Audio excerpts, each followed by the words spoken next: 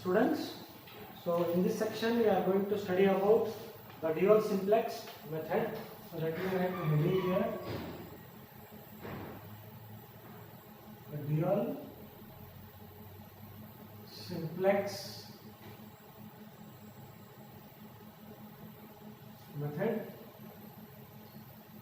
Fine. So before coming to the dual simplex method, we have to again refresh the syllabus here. So we started it from the formulation of the LPP. Then we have graphical method, simplex method. Then we have Big M method. Then two-phase simplex method. Then duality. Now it comes for dual simplex method. Fine. The iterative procedure for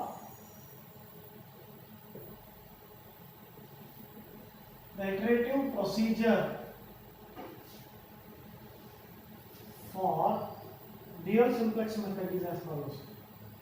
For dual simplex method is as follows. So, step number 1.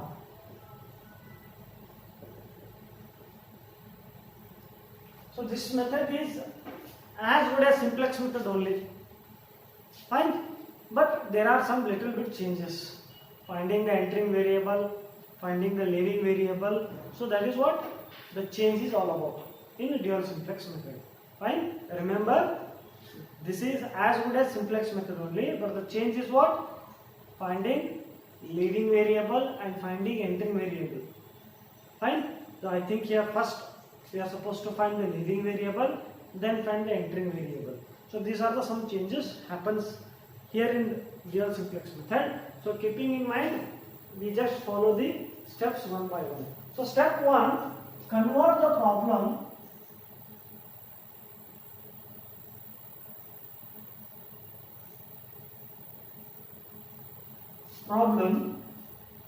to maximization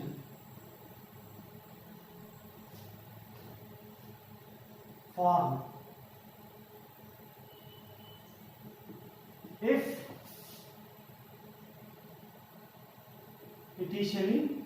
it is initially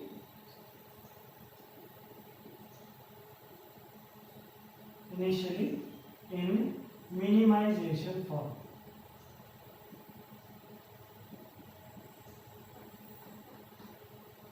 So it is as good as the step 1 of the simplex method. If the problem is minimization, convert it into maximization. That is like this. Min z is equal to minus of max of z. So this is what we are supposed to do. And this is as good as the first step of the simplex method. Whereas in step 2, find convert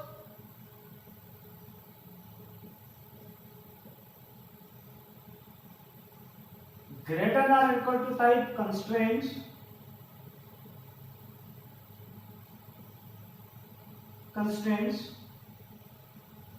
if any two type by multiplying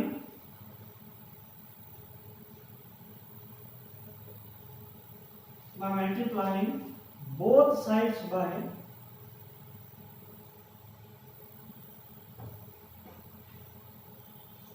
minus 1.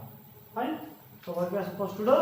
If the constraints are subjected to greater than or equal to, convert them to the less than or equal to by multiplying minus 1. This is as good as the simplex method. So step 2 it is. Then step 3,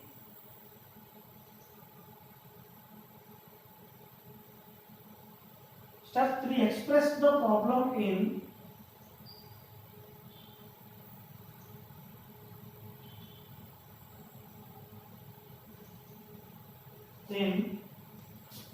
standard form by introducing by introducing slack variables.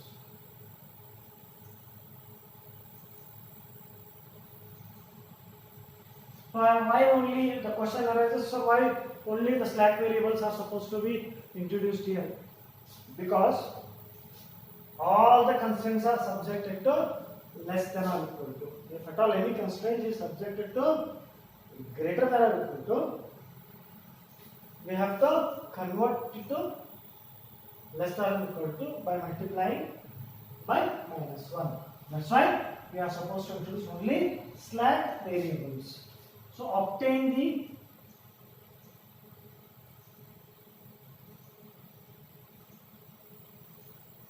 initial basic solution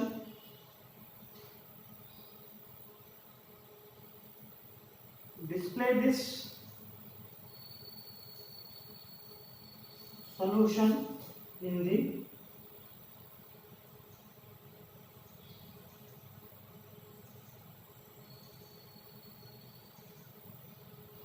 simplex table. So what we are supposed to do?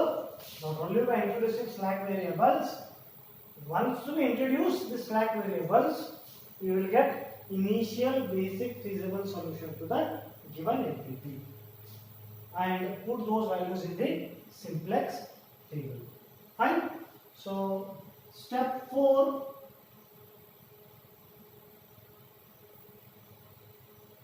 So what happens in step 4 here? Test the nature of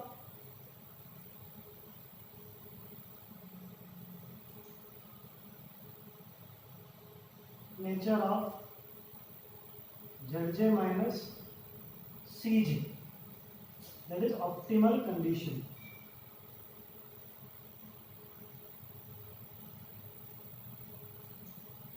Fine. So once we introduce the slack variables, the given MPP is in standard form.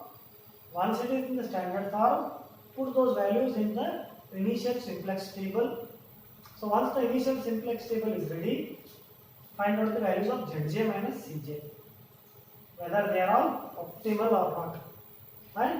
Find out the value of Zj minus Cj, whether they are optimal or not.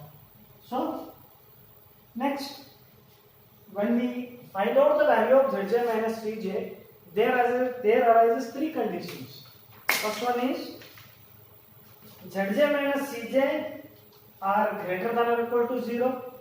All Zj minus Cj are greater than or equal to 0, and the values of xb are what?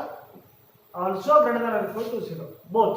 I mean to say Zj minus Cj all are greater than or equal to 0, and xb are also greater than or equal to 0.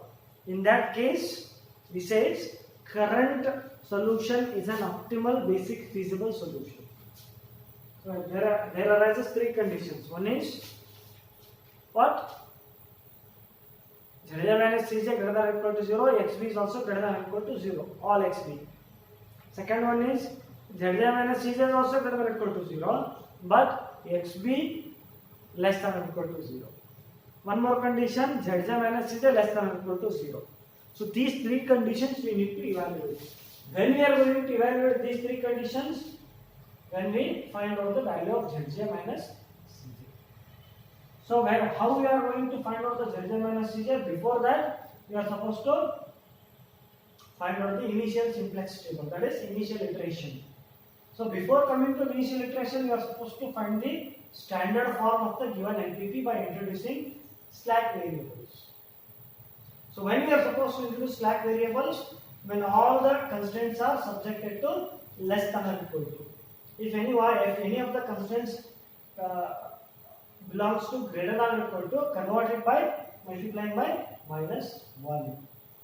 Before that one, we need to check whether the objective function is to be maximized or minimized. If the objective function is to be minimized, convert it into maximization. Fine. So these are the steps. Fine.